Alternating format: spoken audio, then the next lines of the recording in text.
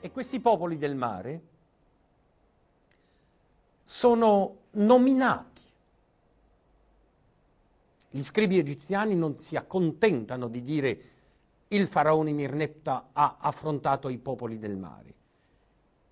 Gli scribi egiziani dicono che questa coalizione dei popoli del mare che minacciava l'Egitto sotto Mirnepta era in definitiva composta da 5 popoli diversi.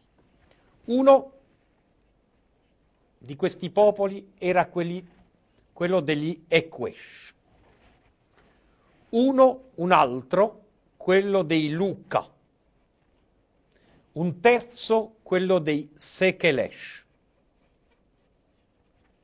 un quarto quello dei Sherden e un quinto quello dei Teresh. Chi sono questi popoli? Vi dico subito che alcuni hanno tentato di associare i Sekelesh con i Siculi o i Sherden con i Sardi. Ipotesi naturalmente estremamente ardite, perché non vediamo come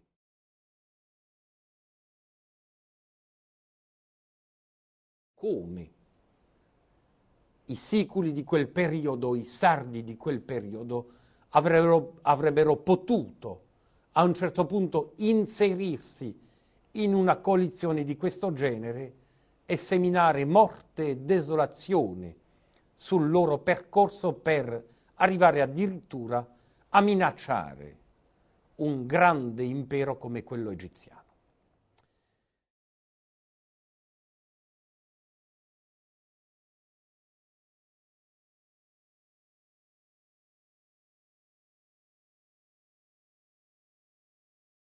I Sekelesh non sono certo da associare ai Siculi, come abbiamo detto prima, ma forse alla città di Salagassos e quindi alla Pissidia, altra zona dell'Anatolia.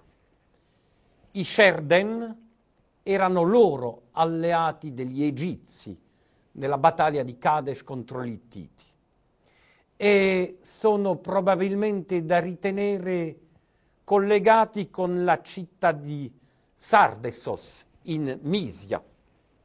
Quindi di nuovo siamo di fronte a una realtà archeologica e geografica che ci consente di associare questo popolo all'Anatolia. Il professore è stato chiaro. Afferma che gli Shardana o Sherden provengono non dalla Sardegna, ma dalla città di Sardessos, in Misia. Dice anche che l'archeologia lo dimostra e che finalmente questi Shardana hanno una connotazione geografica precisa. Niente di più falso. Antichi documenti egizi raccontano dei popoli del mare, degli Shardana, già ai tempi di Amenofis III, intorno al 1400 a.C. Annientarono l'impero ittita e quello miceneo prima di tentare la conquista dell'Egitto. Le iscrizioni del tempio rupestre di Abu Simbel, di Karnak e di Medinet Abu, così come i papiri di Harris, confermano la reale esistenza di tali popoli, che dunque non appartengono solo alle leggende. Gli egizi descrivevano gli Shardana come alleati o come terribili nemici, attribuendogli l'appellativo di re delle isole dell'Occidente, che sono nel cuore del Grande Mare.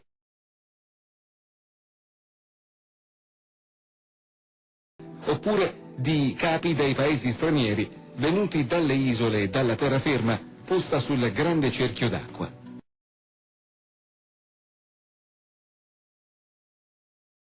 Coloro che vengono dall'isola Basileia, alta, con rocce rosse, bianche e nere, ricca di rame.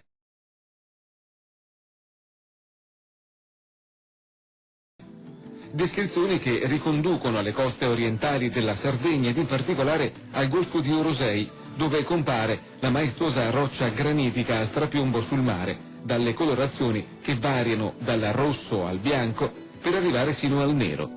E poi la Sardegna si può considerare ad occidente rispetto all'Egitto e da sempre è stata ricca di miniere di rame. Ma se questo non dovesse bastare, ora, per toglierci definitivamente ogni dubbio, confrontiamo i guerrieri che sono raffigurati nelle pareti di Medinet-Hagu, con i bronzetti ritrovati a centinaia in Sardegna.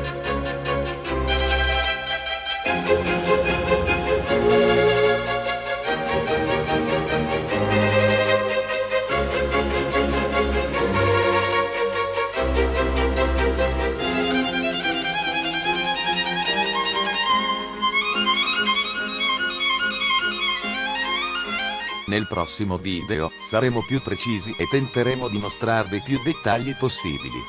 Per ora, consideriamo questi due video iniziali, soltanto due piccole pagine di un bellissimo libro, scritto 4000 anni fa, così che un giorno la magia e il mistero che circondano la Sardegna, possano diventare storia.